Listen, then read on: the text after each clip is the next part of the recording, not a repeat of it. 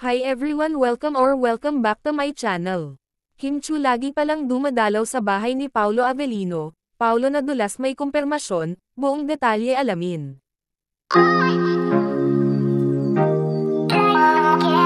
Naging usap-usapan ngayon si Kim Chu at Paolo Avellino, kung saan ay may isang source na nagsasabing, itong si Kim Chu ay laging dinadalaw si Paolo sa bahay nito. At lumabas nga ang naturang mga haka-haka kung saan ay naging laman din ito sa blog ni OG Diaz, at may nagsabi nga sa kanya na talagang magkasintahan na ang dalawa at lagi daw pumupunta itong si Kim Chu sa bahay ni Paolo. Of course nasa tamang edad na rin naman ang dalawa, at alam na nila ang kanilang mga ginagawa. Sabi pa, maagang pumupunta si Kim sa bahay ni Paolo, kaya naman pala na lagi silang magkasama sa pag-jogging, kung nandoon ang isa ay talagang magkasama ang dalawa. Sabi pa nga na ang laging pagpunta ni Kimi sa bahay ni Paolo ay para mag-jogging at matapos sa jogging ay diretso na ito sa work sa It's Showtime, kung saan ay magkasama din ang dalawa dahil hinahatid ni Paolo si Kimi.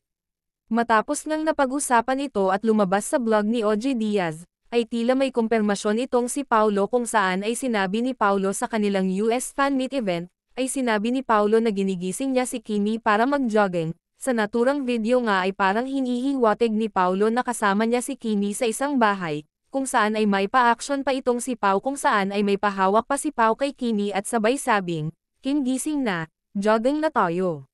Dahil nga sa sinabi ni Paolo ay nabigla si Kim Chu, sa binitawan ni Paolo na salita, habang ang kanilang mga fans naman ay kinilig ng sobra, kahit naman ako ay talagang kinilig din, at dahil nga sa sinabi ni Paolo ay inunahan na ni Kimi sabay sabing, hala, tabi.